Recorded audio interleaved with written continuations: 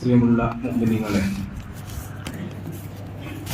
നമ്മളൊക്കെ മാധ്യമങ്ങളിൽ വാർത്തകളിൽ വായിച്ചതുപോലെ നമ്മുടെയൊക്കെ സമീപ പ്രദേശമായ നമ്മുടെ മഹല്ലിൽ നിന്ന് വിവാഹം കഴിച്ചതുമായ ഒരു സഹോദരൻ, നമ്മുടെ പള്ളിയുടെ ദീർഘകാല ജനറൽ സെക്രട്ടറി ആയിരുന്ന ഹംസാക്കയുടെ മരുമകനായിരുന്ന ഒരു സഹോദരൻ, ആ സഹോദരൻ ഗഫൂർ എന്ന പേരുള്ള ഒരു സഹോദരൻ, ആ സഹോദരനെ അദ്ദേഹം തൻ്റെ ഉപജീവന മാർഗവുമായി ബന്ധപ്പെട്ട് ജോലിക്ക് പോയ സമയത്ത് വന്യമൃഗങ്ങളിൽപ്പെട്ട കടുവ അദ്ദേഹത്തെ ആക്രമിച്ച ഒരു വാർത്ത നമ്മളൊക്കെ കഴിഞ്ഞ ദിവസങ്ങളിൽ പത്രമാധ്യമങ്ങളിലൂടെ അറിഞ്ഞവരാണ്. അതുമായി അതിൻ്റെ മരണാനന്തര ചടങ്ങുകളിൽ പങ്കെടുത്ത ധാരാളം ആളുകൾ എൻ്റെ മുമ്പിൽ ഇരിക്കുന്നുമുണ്ട്. അല്ലാഹു സുബ്ഹാനഹു വ തആല ആ സഹോദരന് മഗ്ഫിറത്തും റഹ്മത്തും നൽകി അനുഗ്രഹിക്കട്ടെ. അല്ലാഹു സുബ്ഹാനഹു വ തആല ആ സഹോദരന് ഷഹീദിന്റെ പ്രതിഫലം നൽകി അനുഗ്രഹിക്കട്ടെ. അല്ലാഹു സുബ്ഹാനഹു വ തആല നമ്മെയും നമ്മുമായി ബന്ധപ്പെട്ടവരെയും എല്ലാവരെയും അവരുടെ ജന്നാത്തുൽ ഫിർദൗസ് ഒരുമിച്ച് കൂടി അനുഗ്രഹിക്കുമാറാവട്ടെ. പ്രിയമുള്ള മുഅ്മിനീങ്ങളെ, മൃഗങ്ങളെ സംബന്ധിച്ചിടത്തോളം, ജന്തുജാലങ്ങളെ സംബന്ധിച്ചിടത്തോളം പരിശുദ്ധമാക്കപ്പെട്ട ഇസ്ലാമിന് വളരെ വലിയ കാഴ്ചപ്പാടുകളുണ്ട്. ലോകത്ത് മനുഷ്യന്മാർക്ക് ജീവിക്കാൻ അർഹതയുള്ളതുപോലെ ജന്തുജാലങ്ങൾക്കും ജീവിക്കാൻ അർഹതയുണ്ട് എന്ന് തന്നെയാണ് പരിശുദ്ധമാക്കപ്പെട്ട ഇസ്ലാം പഠിപ്പിക്കുന്നത്.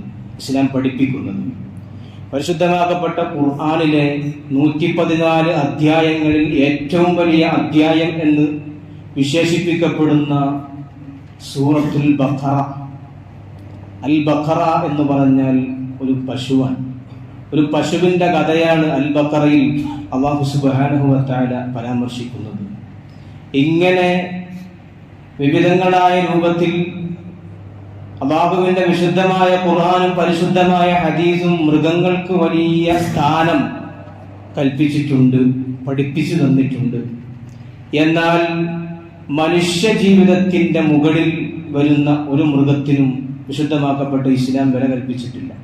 മനുഷ്യന്റെ ജീവന് ഭീഷണിയാകുന്ന തരത്തിലുള്ള മൃഗങ്ങളുടെ അതിപ്രസരണം പരിശുദ്ധമാക്കപ്പെട്ട ഇസ്ലാം ഒരിക്കലും പ്രോത്സാഹിപ്പിച്ചിട്ടില്ല. എന്നാൽ നമ്മുടെ നാടുകളിൽ, നമ്മുടെ പരിസരങ്ങളിൽ നടന്നു വന്നുകൊണ്ടിരിക്കുന്നത് നമ്മുടെ സർക്കാരുകൾ, അത് കേന്ദ്ര സർക്കാരായാലും അത് വിവിധ സർക്കാരുകളായാലും ഏത് സർക്കാരുകളായാലും മൃഗങ്ങൾക്ക് മനുഷ്യരെക്കാൾ പദവി നൽകുന്ന ഒരു രൂപത്തിലേക്കാണ് സർക്കാരുകളുടെ നീക്കുപോക്കുകൾ കണ്ടുകൊണ്ടിരിക്കുന്നത്. നമ്മൾ വളരെ ഗൗരവപൂർവ്വം ചിന്തിക്കേണ്ടത്, മൃഗങ്ങൾക്ക് മനുഷ്യനേക്കാൾ എന്തിനാണ് പ്രാധാന്യം കൊടുക്കുന്നത്? കണ്ണൂരിൽ കുറച്ച് മാസങ്ങൾക്ക് മുമ്പാണ് കണ്ണൂരിൽ ഒരു പാവപ്പെട്ട ഒരു പയ്യനെ 11 വയസ്സുകാരനായ നിഹാൽ എന്ന് പറയുന്ന ചെറിയ കുട്ടിയെ തെരുവ് നായ കടിച്ചു കീറിക്കൊന്നത്. ഇത് നമ്മുടെ പ്രബുദ്ധമായ കേരളത്തിൽ സംഭവിക്കുന്നതാണ്, നമ്മുടെ നാടുകളിൽ, നമ്മുടെ പരിസരങ്ങളിൽ സംഭവിച്ചുകൊണ്ടിരിക്കുകയാണ്. എന്നാൽ പരിശുദ്ധമാക്കപ്പെട്ട ഇസ്ലാമിന് ഇതിൽ വളരെ കൃത്യമായ കാഴ്ചപ്പാടുകളുണ്ട്. കാടിറങ്ങി മൃഗങ്ങളൊക്കെ, കാട്ടിൽ വസിക്കേണ്ട മൃഗങ്ങളൊക്കെ നാട്ടിലേക്ക് ഇറങ്ങുന്നു. 2018 കൂട്ടത്തോടെ വന്ന ആനകൾ മലപ്പുറം ജില്ലയുടെ അതിർത്തി പ്രദേശങ്ങളിൽ മാത്രം കൊന്നത് 110 മനുഷ്യന്മാരെയാണ്. 110 മനുഷ്യന്മാർ കേരളത്തിൽ കൊല്ലപ്പെട്ടത്. മലപ്പുറം ജില്ലയുടെ വനാതിർത്തികളിൽ സമ്പത്ത് നശിപ്പിച്ചത് 2 ലക്ഷത്തോളം, 28 ലക്ഷത്തോളം സമ്പത്താണ് നശിപ്പിച്ചത്. 28 ലക്ഷത്തോളം സമ്പത്തുകൾ. ഇങ്ങനെ മൃഗങ്ങൾ കൂട്ടത്തോടെ കാട്ടിൽ നിന്ന് നാട്ടിലേക്ക് ഇറങ്ങി വരുന്നു. എന്താണ് ഇതിന് കാരണം? അല്ലാഹുവിന്റെ പരിശുദ്ധമായ ഖുർആൻ സൂറത്തുൽ കുവ്വിറത്തിലൂടെ വളരെ കൃത്യമായി പറയുന്നുണ്ട്. അല്ലാഹുവിന്റെ ഖുർആൻ പറയുന്നു, കാട്ടുമൃഗങ്ങൾ നാട്ടിലേക്ക് ഇറങ്ങിയാൽ, കാട്ടിൽ വസിക്കേണ്ട മൃഗങ്ങൾ നാട്ടിലേക്ക് ഇറങ്ങിയാൽ നിങ്ങൾ ഖിയാമത്ത് നാളിനെ പ്രതീക്ഷിച്ചു കൊള്ളണമെന്ന് അല്ലാഹുവിന്റെ പരിശുദ്ധമാക്കപ്പെട്ട ഖുർആൻ സൂറത്തുൽ കുവ്വിറത്തിലൂടെ എന്ന് സൂചിപ്പിക്കുന്നുണ്ട്. പല പണ്ഡിതന്മാരും ആ ആയത്തിനെ അങ്ങനെ വ്യാഖ്യാനിച്ചിട്ടുണ്ട്. അഥവാ നമ്മൾ കാട്ടിൽ വസിക്കേണ്ട മൃഗങ്ങളൊക്കെ നാട്ടിലേക്ക് നടന്നുകൊണ്ടിരിക്കുമ്പോൾ നമ്മൾ ഈ ലോകത്തിന്റെ പരിസമാപ്തിയിലേക്ക്, ഈ ലോകത്തിന്റെ അവസാനത്തിലേക്ക് നമ്മൾ നടന്നെടുത്തുകൊണ്ടിരിക്കുകയാണ് എന്ന ചിന്തയും എന്ന ബോധവും നമുക്ക് വേണം. അല്ലാഹു സുബ്ഹാനഹു വ തആല നൽകി അനുഗ്രഹിക്കുമാറാവട്ടെ. കാരണം ഏതുമില്ലാതെ ഒരു മൃഗത്തെയും കൊല്ലാൻ പരിശുദ്ധമാക്കപ്പെട്ട ഇസ്ലാം നമ്മോട് കൽപ്പിക്കുന്നില്ല. എന്നാൽ മനുഷ്യന് ഉപദ്രവം ചെയ്യുന്ന, മനുഷ്യന് ബുദ്ധിമുട്ടുണ്ടാക്കുന്ന എല്ലാ ജീവിയെയും കൊല്ലാൻ പരിശുദ്ധമാക്കപ്പെട്ട ഇസ്ലാം അനുവദിച്ചിട്ടുണ്ട്. അത് ഇസ്ലാമിന്റെ ഒരു തത്വമാണ്. യാതൊരു കാരണവുമില്ലാതെ ഒരു ജീവിയെയും കൊല്ലണമെന്ന് വിശുദ്ധമാക്കപ്പെട്ട ഇസ്ലാം പറയുന്നില്ല. എന്നാൽ മനുഷ്യന്റെ ജീവിതത്തിന് ഹാനികരമാകുന്ന രൂപത്തിൽ ഏതെങ്കിലും ജീവിയുണ്ടോ, ആ ജീവിയെ കൊല്ലൽ ചിലപ്പോൾ നിർബന്ധമാകും, ചിലപ്പോൾ സുന്നത്തുമാകും. ഹബീബായ നബി മുഹമ്മദ് മുസ്തഫ സ്വല്ലല്ലാഹു അലൈഹി വസല്ലം തങ്ങൾ പഠിപ്പിക്കുന്നു, ഖംസുൻ മിനദ് ദവാബി കുല്ലുഹാ ഫവാസിഖുൻ. 5 മൃഗങ്ങളുണ്ട്, അവകൾ മുഴുവൻ ഫവാസിഖുകളാണ്, ഉപദ്രവകാരിയായ ജീവികളാണ്. തുഖ്തലു ഫിൽ ഹറമി, ഒരു മൃഗത്തെയും കൊല്ലരുത് എന്ന് പഠിപ്പിച്ച ഹറമിൽ, പരിശുദ്ധമാക്കപ്പെട്ട മക്ക ഹറമിൽ, മദീന ഹറമിൽ ഒരു ജീവിയെയും കൊല്ലാൻ പാടില്ല. എന്നാൽ ഈ 5 മൃഗങ്ങളെ കൊല്ലാമെന്ന് ഹബീബായ നബി മുഹമ്മദ് മുസ്തഫ സ്വല്ലല്ലാഹു അലൈഹി വസല്ലം തങ്ങൾ പഠിപ്പിക്കുന്നു. ഏതൊക്കെയാണ് മൃഗങ്ങൾ? ഒന്ന് അൽ ഖുറാബു, ഒന്ന് കാക്കയാണ്. അത് നമ്മുടെ നാട്ടിലെ കാക്കയല്ല, മഹാന്മാരായ പണ്ഡിതന്മാർ വിശേഷിപ്പിക്കുന്നുണ്ട് അൽ ഖുറാബുൽ അബ്ഖഉ, വെള്ളയും കറുപ്പും നിറഞ്ഞ കാക്ക. വെള്ള നിറവും കറുപ്പ് നിറവും നിറഞ്ഞ കാക്കയുണ്ട് ചില പ്രദേശങ്ങളിൽ. അത് ഉപദ്രവകാരിയായ ജീവിയാണ്. ആ ജീവിയെ മക്ക ഹറമിൽ വെച്ചിട്ടും ഹറമിന്റെ പുറത്ത് വെച്ചിട്ടും കൊല്ലാമെന്ന് ഹബീബായ നബി മുഹമ്മദ് മുസ്തഫ സ്വല്ലല്ലാഹു അലൈഹി വസല്ലം. മറ്റൊന്ന് നബി സ്വല്ലല്ലാഹു അലൈഹി വസല്ലം തങ്ങൾ പഠിപ്പിക്കുന്നു, വൽ ഹദ്അതു, പരുന്ത്, ഗരുഡൻ, അതിനെ കൊല്ലാം. മറ്റൊന്ന് പഠിപ്പിക്കുന്നു, വൽ കൽബുൽ അഖൂർ, മനുഷ്യനെ ഉപദ്രവിക്കുന്ന, മനുഷ്യനെ കടിക്കുന്ന നായ, മനുഷ്യനെ കടിക്കുന്ന, മനുഷ്യന് ദേഹോപദ്രവം വരുത്തുന്ന നായയെ കൊല്ലാമെന്നാണ് വിശുദ്ധമാക്കപ്പെട്ട ഇസ്ലാം പഠിപ്പിക്കുന്നത്. അതങ്ങനെ തന്നെയാണ് എന്ന് കരുതി നായയെ വിശുദ്ധമാക്കപ്പെട്ട ഇസ്ലാം അടിച്ചാക്ഷേപിക്കുകയല്ല. നായ വളർത്താം, 3 ആവശ്യങ്ങൾക്ക് വേണ്ടി നായയെ വീട്ടിൽ വളർത്താമെന്ന് ഹബീബായ നബി മുഹമ്മദ് മുസ്തഫ സ്വല്ലല്ലാഹു അലൈഹി വസല്ലം തങ്ങൾ പഠിപ്പിക്കാൻ. 3 ആവശ്യങ്ങൾക്ക് വേണ്ടി നിങ്ങൾക്ക് നിങ്ങളുടെ വീട്ടിൽ നായയെ വളർത്താം. 4ാമതൊരു ആവശ്യം പാടില്ല. 3 ആവശ്യങ്ങളുണ്ട്, ആ 3 ആവശ്യങ്ങൾക്ക് വേണ്ടി വളർത്താം. 4ാമതൊരു ആവശ്യത്തിന് ഭംഗിക്ക് വേണ്ടിയാണെങ്കിൽ ലാ തൻസിലുൽ മലായിക, ആ വീട്ടിൽ മലായികത്ത് ഇറങ്ങുകയില്ല എന്ന് ഹബീബായ നബി മുഹമ്മദ് മുസ്തഫ സ്വല്ലല്ലാഹു അലൈഹി വസല്ലം. ഏതൊക്കെയാണ് 3 കാര്യങ്ങൾ? ഒന്ന്, തന്റെ കൃഷിയിടം സംരക്ഷിക്കാൻ വീട്ടിൽ നായയെ വളർത്താം. മറ്റൊന്ന്, നാൽക്കാലികളെ, വീട്ടിലുള്ള മറ്റു മൃഗങ്ങളെ സംരക്ഷിക്കാൻ വേണ്ടി വീട്ടിൽ നായ വളർത്താം. മറ്റൊന്ന്, വേട്ടക്കാരന് വേട്ട ജോലിക്ക് വേണ്ടി നായ വളർത്താം. ഈ 3 ആവശ്യങ്ങൾക്ക് വേണ്ടി വീട്ടിൽ നായ വളർത്താം. 4ാമതൊരു ആവശ്യത്തിന് വീട്ടിൽ നായ വളർത്താൻ പാടില്ല. വളർത്തിയാൽ ലാ തൻസിലുൽ മലായിക, റഹ്മത്തിന്റെ മലായികത്ത് ആ വീട്ടിൽ ഇറങ്ങുകയില്ല എന്ന് ഹബീബായ നബി മുഹമ്മദ് മുസ്തഫ സ്വല്ലല്ലാഹു അലൈഹി വസല്ലം തങ്ങൾ പഠിപ്പിക്കുന്നു. അഥവാ വിശുദ്ധമാക്കപ്പെട്ട ഇസ്ലാം മനുഷ്യന് ഉപദ്രവം വരുത്തുന്ന ഏത് ജീവികളെയും വധിക്കണം എന്ന് തന്നെയാണ് പരിശുദ്ധമാക്കപ്പെട്ട ഇസ്ലാം നമ്മോട് പറയുന്നത്, കൽപ്പിക്കുന്നത്. അതങ്ങനെ തന്നെയാണല്ലോ. നമ്മുടെ കൃഷിയെ നശിപ്പിക്കുന്ന, മനുഷ്യന്റെ സമ്പത്തിനെ നശിപ്പിക്കുന്ന, മനുഷ്യന്റെ ജീവനെ നശിപ്പിക്കുന്ന മൃഗങ്ങളെ വെച്ചു പൊറുപ്പിക്കണമെന്ന് ഏതെങ്കിലും ബുദ്ധിയുള്ള, വിവരമുള്ള ആളുകൾ പറയുമോ? പറയില്ലല്ലോ, ആരും പറയില്ല. എന്നാൽ ഇതേ മൃഗങ്ങളോട് കരുണ കാണിക്കാനും പരിശുദ്ധമാക്കപ്പെട്ട ഇസ്ലാം പഠിപ്പിച്ചിട്ടുണ്ട്. വിശന്നു വളഞ്ഞ ഒരു നായക്ക് വെള്ളം നൽകിയതിന്റെ പേരിൽ സ്വർഗത്തിലേക്ക് പോയ ഒരു വ്യഭിചാരിണി പെണ്ണിന്റെ കഥ ഹബീബായ നബി മുഹമ്മദ് മുസ്തഫ സ്വല്ലല്ലാഹു അലൈഹി വസല്ലം തങ്ങൾ പഠിപ്പിച്ചതായി നമുക്ക് ഹദീസുകളിൽ കാണാം. വ്യഭിചാരിണി പെണ്ണാൻ, തെമ്മാടിച്ചിയായ പെണ്ണാൻ, ഒരു പാവപ്പെട്ട വിശന്നു വളഞ്ഞ നായക്ക് വെള്ളം നൽകിയതിന്റെ പേരിൽ സ്വർഗത്തിലേക്ക് പോയി എന്ന് ഹബീബായ നബി മുഹമ്മദ് മുസ്തഫ സ്വല്ലല്ലാഹു അലൈഹി വസല്ലം തങ്ങൾ പഠിപ്പിക്കുന്നു. ഇങ്ങനെ മൃഗങ്ങളോട് ഒരേ സമയം കരുണ കാണിക്കാനും അതേ സമയം തന്നെ മനുഷ്യന്റെ ദേഹോപദ്രവം വരുത്തുന്ന, മനുഷ്യന് ഉപദ്രവം വരുത്തുന്ന ജീവികളെ വധിക്കുവാനും അവളെ കൊല്ലുവാനും വിശുദ്ധമാക്കപ്പെട്ട ഇസ്ലാം നമ്മോട് കൽപ്പിച്ചിട്ടുണ്ട്, അതിനെ പ്രോത്സാഹിപ്പിച്ചിട്ടുണ്ട്. പല്ലിയെ കണ്ടാൽ നിങ്ങൾ കൊല്ലണമെന്ന് വിശുദ്ധമായ ഇസ്ലാം ഹബീബായ നബി തങ്ങൾ പഠിപ്പിച്ചിട്ടുണ്ട്. എന്താണ് അതിന് കാരണം? സയൻസ് പഠിപ്പിക്കുന്നുണ്ടല്ലോ, സയൻസ് കണ്ടെത്തിയിട്ടുണ്ടല്ലോ. ഇസ്ലാമിനെ വിമർശിക്കുന്ന ആളുകൾ പല്ലിയെ കൊല്ലുമ്പോഴേക്ക് ഇസ്ലാമിനെ വിമർശിക്കുന്ന ആളുകളുണ്ട്. പല്ലിയെ കൊല്ലുന്ന, പല്ലി കൊണ്ടുള്ള നാശങ്ങൾ ഞാനിവിടെ വിശദീകരിക്കുന്നില്ല, ഒരുപാടുണ്ട് പറയാൻ. സയൻസ് കണ്ടെത്തിയിട്ടുണ്ട്, ഡാറ്റകൾ പരിശോധിച്ചാൽ നമുക്ക് കണ്ടെത്താൻ കഴിയും.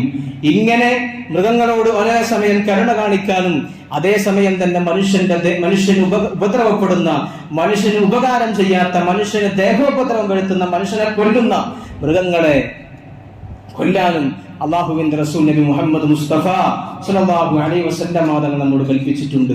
മൃഗങ്ങളോട് കരുണ കാണിക്കണമെന്നാണ് വിശുദ്ധമാക്കപ്പെട്ട ഇസ്ലാം പറഞ്ഞത്. ഉദ്ഹിയ്യത്ത് വരികയാണ്. ഈ ഉദ്ഹിയ്യത്തെ കറക്കുമ്പോ നമ്മളൊക്കെ മൃഗങ്ങളോട്, അത് അള്ളാഹുവിലേക്കുള്ള ഒരു സമർപ്പണമാണ്.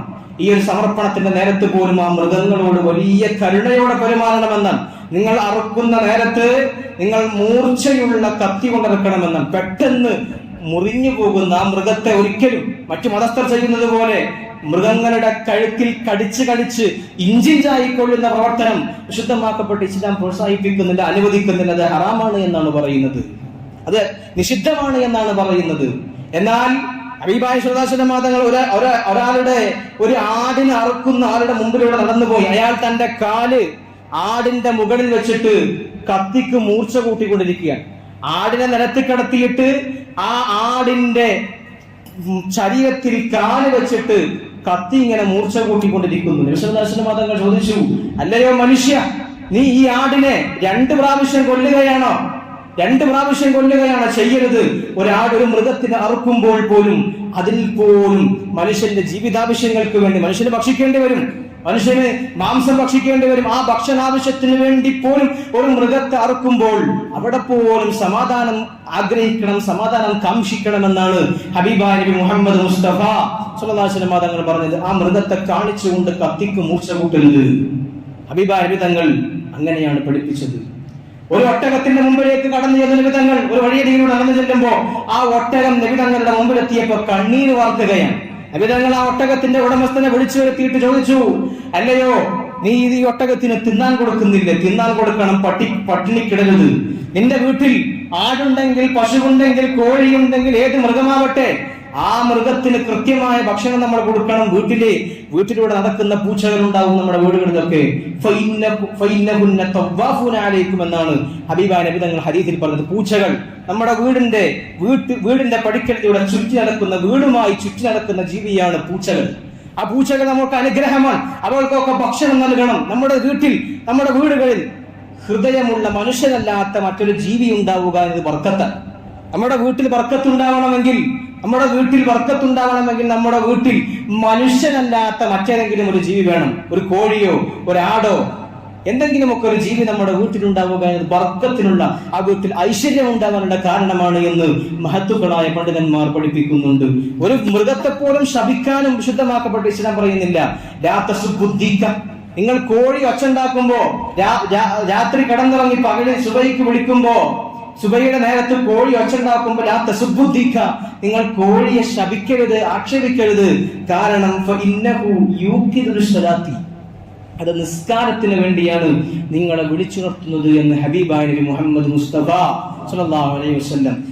അയൽവാസിയുടെ കോഴി തന്റെ വീട്ടിൽ കയറി, തന്റെ വീടിന്റെ പരിസരങ്ങളിൽ തന്റെ കോഴിയോടൊപ്പം, തങ്ങളുടെ വീട്ടിലെ കോഴിയോടൊപ്പം അരി ഭക്ഷിക്കുമ്പോൾ അതിനെ ആട്ടിപ്പറഞ്ഞയക്കരുത് എന്നാണ്. നിങ്ങൾ കോഴിയെ ആക്ഷേപിക്കരുത്. ഇങ്ങനെ മൃഗങ്ങളോട് ഒരേ സമയം വാത്സല്യവും അതേസമയം മനുഷ്യന്റെ ദേഹോപദ്രവം നടത്തുന്ന, മനുഷ്യനെ കൊല്ലുന്ന ജീവികളോട് ശക്തമായ രൂപത്തിൽ നടപടിയെടുക്കാനും പരിശുദ്ധമാക്കപ്പെട്ട ഇസ്ലാം നമ്മോട് കൽപ്പിച്ചിട്ടുണ്ട്. ഇതാണ് വിശുദ്ധമാക്കപ്പെട്ട ഇസ്ലാമിന്റെ കാഴ്ചപ്പാട്. ഈ വിഷയങ്ങളിൽ ഇസ്ലാം മുന്നോട്ട് വെക്കുന്ന കാഴ്ചപ്പാടുകൾ ഇങ്ങനെയാണ്. മൃഗങ്ങളോട് സഹവർത്തിത്വം വേണം, എന്നാൽ മനുഷ്യനെ ഉപദ്രവിക്കുന്ന മൃഗങ്ങളോട് നമുക്കൊരിക്കലും രാജിയാവാൻ പാടില്ല, രാജിയാവാൻ കഴിയില്ല. അതിനുവേണ്ടി സഹകരിക്കുന്ന ആ മൃഗങ്ങളെ സംരക്ഷിക്കണമെന്ന് പറയുന്ന, അത്തരം മനുഷ്യന്മാർക്ക് സുരക്ഷയൊരുക്കാതെ മൃഗങ്ങൾക്ക് സംരക്ഷണം ഒരുക്കണമെന്ന് പറയുന്ന കാഴ്ചപ്പാടുകളോട് ഒരു ബുദ്ധിയുള്ള മനുഷ്യന് യോജിക്കാൻ കഴിയില്ല എന്ന് നമുക്കൊക്കെ അറിയാവുന്ന കാര്യമാണ്. അല്ലാഹു സുബ്ഹാനഹു വ തആല തൗഫീഖ് നൽകി അനുഗ്രഹിക്കട്ടെ. അല്ലാഹു സുബ്ഹാനഹു വ തആല ഉപദ്രവകാരികളായ, അപകടകാരികളായ മൃഗങ്ങളുടെ ശല്യങ്ങളിൽ നിന്ന് നമ്മുടെ കൃഷിയിടങ്ങളെ, നമ്മുടെ ശരീരങ്ങളെ, നമ്മുടെ മക്കളെ, നമ്മുടെ കുടുംബങ്ങളെ അല്ലാഹു സുബ്ഹാനഹു വ തആല കാത്തു രക്ഷിക്കുമാറാവട്ടെ. നമ്മുടെ നാടുകളിൽ നിന്നും അത് സംഭവിക്കില്ല എന്ന് പറയാൻ കഴിയില്ല. എല്ലാവരും എപ്പോഴും സൂക്ഷിച്ചുകൊണ്ടിരിക്കണം. എപ്പോഴാണ് സംഭവിക്കുക എന്ന് പറയാൻ കഴിയില്ല. ധാരാളം കാടുകളൊക്കെ നിറഞ്ഞ പ്രദേശങ്ങളാണ് നമ്മുടെയൊക്കെ പ്രദേശങ്ങളിൽ, പല ഭാഗങ്ങളിലും. ആ ഭാഗങ്ങളിലൊക്കെ ആരൊക്കെ എവിടെയൊക്കെ പതിയിരിക്കുന്നുണ്ട്. നമ്മുടെ മനുഷ്യന്റെ ശരീരത്തിന് ദേഹോപദ്രവം വരുത്തുന്ന പണികൾ, ജോലികൾ എടുക്കുന്ന മൃഗങ്ങൾ എവിടെയൊക്കെ പതിയിരിക്കുന്നുണ്ട് എന്ന് ഒരാൾക്കും പറയാൻ കഴിയില്ല. അതുകൊണ്ട് രാത്രി കാലങ്ങളിലൊക്കെ ജോലി ചെയ്യുന്ന ആളുകൾ ആ കാര്യങ്ങളൊക്കെ വളരെ ഗൗരവത്തോടെ ശ്രദ്ധിക്കണം. അല്ലാഹു സുബ്ഹാനഹു വ തആലയുടെ പ്രത്യേകമായ അനുഗ്രഹവും ഹിഫ്ളും നമുക്ക് നമ്മുടെ കുടുംബങ്ങൾക്കും സന്താനങ്ങൾക്കും